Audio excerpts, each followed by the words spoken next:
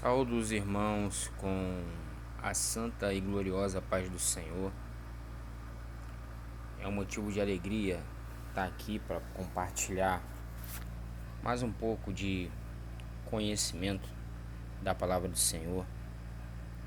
Hoje eu vou falar de um povo que viveu nos tempos bíblicos, chamado Recabitas.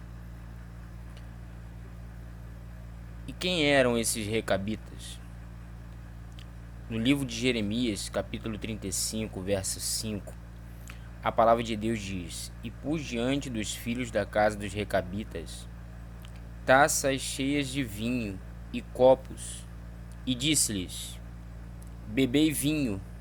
Mas eles disseram: Não beberemos vinho, porque Jonadab, filho de Recabe, nosso pai, nos mandou dizendo: Nunca bebereis vinho, nem vós, nem vossos filhos. Os Recabitas era uma ordem religiosa nômade fundada por Jonadab, filho de Recabe, como está descrito no segundo livro de Reis, capítulo 10, do 15 ao 33. Eles não moravam em casas. Até a época da narrativa de Jeremias, permaneciam fiéis ao estilo de vida implantado pelo fundador Jonadab, filho de Recabe. Eram mais ou menos 250 anos de fidelidade. Jeremias ele estava no templo, orando, quando Deus dirigiu a palavra a ele e disse: Usa os Recabitas de exemplo para doutrinar os rebeldes de Jerusalém e Judá. Não era próprio dos Recabitas morarem na cidade. Eles estavam em Jerusalém fugindo do exército sírio e caldeu. Eles sempre se justificavam perante o povo, pois por muito tempo habitaram em tendas no deserto. A cidade, com certeza, era muito tentadora para eles, porque tinha muitos benefícios, muitas vantagens, vinho à vontade, casas confortáveis, muitos convites. Porém, nada disso era suficiente para fazê-los desistir do seu voto. Eles naquela época deveriam ser chamados de tolo, de fanático ou qualquer coisa do gênero. No entanto, Deus se agradara deles pela obediência e persistência em obedecer. No livro de Jeremias, do 35, do 14 ao 15, as palavras de Jonadab, filho de Recabe, que ordenou a seus filhos que não bebessem vinho, foram guardadas, pois não beberam até esse dia. Antes obedeceram o mandamento do Pai. Olha só, eles obedeceram o mandamento durante 250 anos.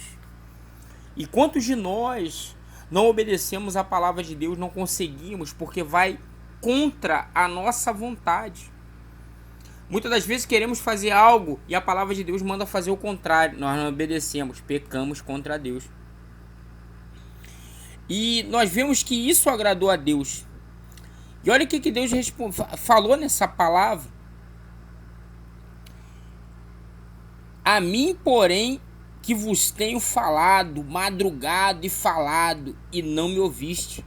Tenho enviado profetas, dizendo: Convertei-vos, pois não me obedecesse. Isso é muito forte, irmão.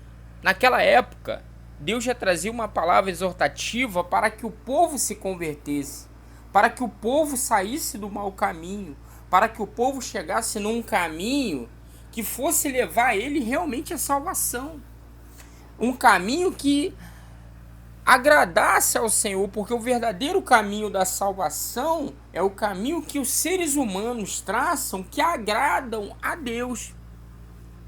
Que lição eu tiro disso para mim? Muitos de nós seguem fielmente seu time, sua música preferida, seu grupo de amigos. Quantas pessoas elas falam, né? Eu faço tudo pelo meu amigo, tudo pela pessoa que eu amo.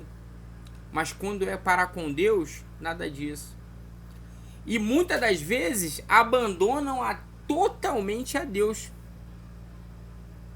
Alguns dão a vida pela empresa que trabalha. A prioridade dela é o trabalho. É claro que nós devemos trabalhar, mas a nossa prioridade não é nosso trabalho. A nossa prioridade é o agradar ao Senhor. Alguns dão a vida pelo país. Alguns fazem um esforço imenso pela sua forma física, mas não se importam em ler a palavra, de buscar. A palavra de Deus vem dizer que o povo é destruído porque lhe falta o quê? Conhecimento. Muitas das vezes a pessoa, o ideal dela, ela não negligencia de maneira nenhuma.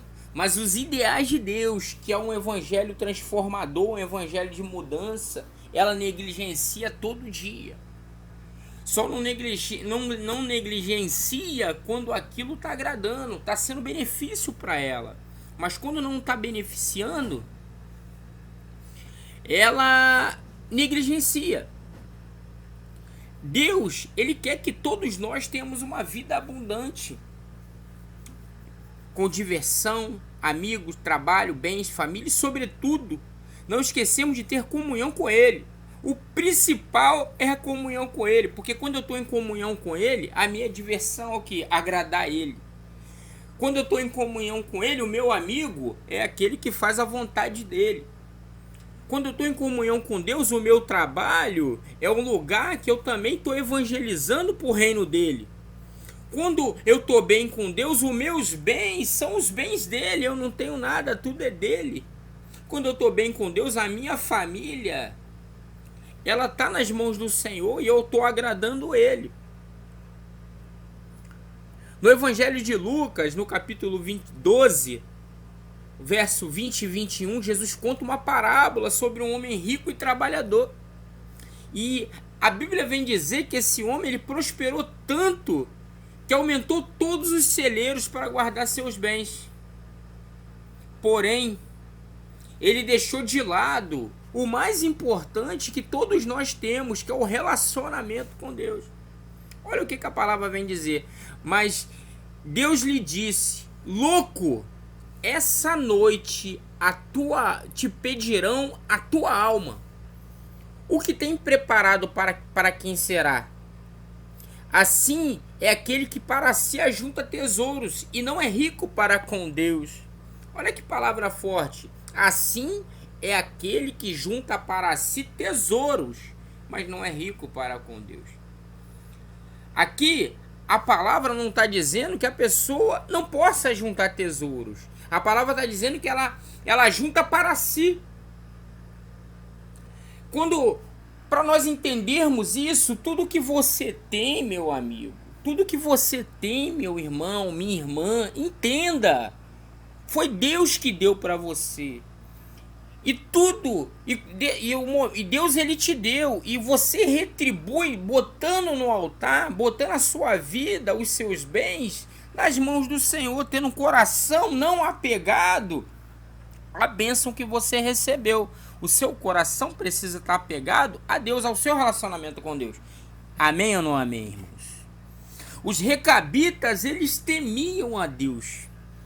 E a consequência da sua obediência aos princípios familiares, Deus percebeu aquilo e os abençoou grandemente. Olha só, você vê que eles, por serem obedientes, eles não se sentiram no direito, como muitos de nós. Ah, não, agora Deus vai ter que me abençoar, porque eu sou fiel, porque eu busco, porque eu tenho uma comunhão.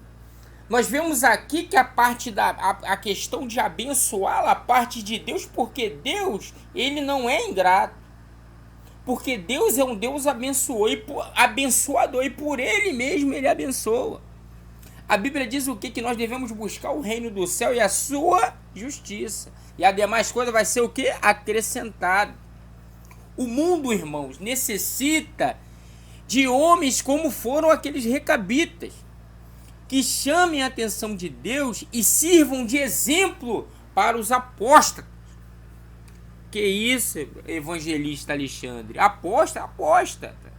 Porque aquele que conhece a verdade e não as pratica, ele é um apóstata, porque ele está indo na contramão do que ele aprendeu e tecnicamente está sendo desobediente. E não tem bênção para o desobediente, a bênção é para o obediente. Então pega essa palavra, irmão, bota no seu coração, que você venha ser um recabita, que Deus venha transbordar da sua graça na sua vida, que a sua vida, os seus bens, o seu tudo relacionado a você venha estar no altar, na mão do Senhor, e que você venha ser bênção. Guarda essa palavra no seu coração. Vivemos dias difíceis, dias em que a humanidade tem se perdido, dias em que a igreja é materialista, em que a igreja ela só pensa em conquistar bens materiais. É como esse jovem rico, como esse homem rico. Ele prosperou muito, mas ele prosperou materialmente. E muitas das vezes nós prosperamos aos olhos do homem, mas não prosperamos aos olhos de Deus. Nós vemos que muito do trato de Deus é no individual, é eu e ele. Ninguém está vendo, irmão. Quem é você diante de Deus quando ninguém está te vendo? Seja um recabita, seja obediente, porque a palavra do Senhor, ela promete bênção para quem é obediente. E a maior bênção, guarda no seu coração, é a salvação da sua alma. Então, se você tiver que entrar no céu faltando uma perna, um braço, se você tiver que entrar no céu porque foi afligido por uma doença, por um mal, você tenha certeza que Deus ele vai utilizar desse artifício, não porque Ele quer te punir, mas porque Ele quer te salvar. Que Deus venha abençoar todos. A igreja do Senhor Jesus. É o que eu peço ao Senhor e já agradeço que essa palavra ela venha atingir o coração das pessoas e que essa palavra venha ser um canal de bênção na vida de quem quer seguir ao Senhor Jesus em verdade, em espírito. Que a graça do Senhor Jesus e o amor de Deus seja com a igreja que clama, que aguarda pela vinda do nosso Senhor e Salvador Jesus Cristo, nosso Senhor.